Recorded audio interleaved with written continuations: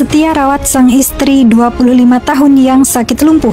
Ketika beliau disuruh menikah lagi, jawabannya menggetarkan hati. Beliau adalah Bapak Eko Pratomo Suyatno. Usianya mungkin sudah menginjak 60 tahun. Beliau merupakan pemilik sebuah perusahaan besar di bidang investasi reksadana yang cukup bagus reputasinya di negeri ini. Sebagai seorang pengusaha sukses, beliau dan keluarganya mempunyai kehidupan yang cukup baik. Pernikahannya dengan istri tercinta lebih dari 30 tahun yang lalu juga sangat bahagia dan telah mendapatkan 4 orang anak yang kini telah tumbuh dewasa semua. Kehidupan rumah tangganya mendapatkan cobaan berat sesaat setelah istrinya melahirkan anak keempatnya. Setelah melahirkan, tiba-tiba kedua kakinya lumpuh, tidak bisa digerakkan.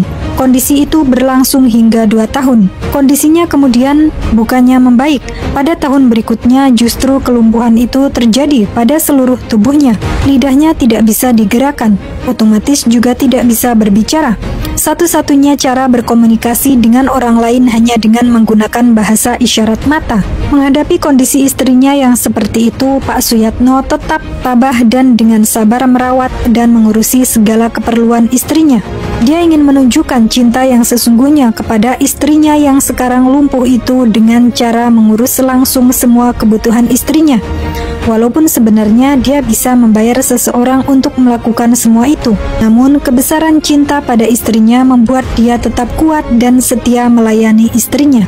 Sedangkan pembantu-pembantu yang ada ditugaskan untuk mengurus kebutuhan rumah tangga. Pak Suyatno juga otomatis berperan sebagai ibu bagi keempat anaknya. Sebelum berangkat ke tempat usahanya setiap hari, Pak Suyatno selalu menyempatkan diri, memandikan, membersihkan kotoran, menggantikan pakaian, dan menyuapi istri tercintanya. Agar sang istri tidak kesepian saat ditinggal, dia dekatkan sang istri pada sebuah televisi di ruangannya. Walau istrinya tidak dapat bicara, tapi dia selalu melihat istrinya tersenyum. Untunglah tempat usaha Pak Suyatno tidak begitu jauh dari rumahnya, sehingga siang hari dia pulang untuk menyuapi istrinya makan siang.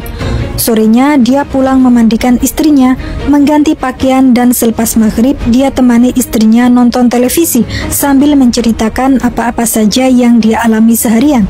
Meski istrinya hanya bisa memandang tanpa bisa menanggapi, Pak Suyatno dengan setia mengajak istrinya duduk di belakang dia saat Pak Suyatno sholat, seperti sedang berjamaah. Ia pun sering mengajak istrinya mengaji atau mendengarkan Pak Suyatno mengaji dan juga mengajak sang istri berzikir, meski hanya dalam hati. Semuanya itu dijalani Pak Suyatno dengan ikhlas dan ia sudah cukup senang, bahkan dia selalu menggoda istrinya setiap hari agar istrinya tersenyum. Rutinitas ini sudah dilakukan Pak Suyatno selama 25 tahun lamanya.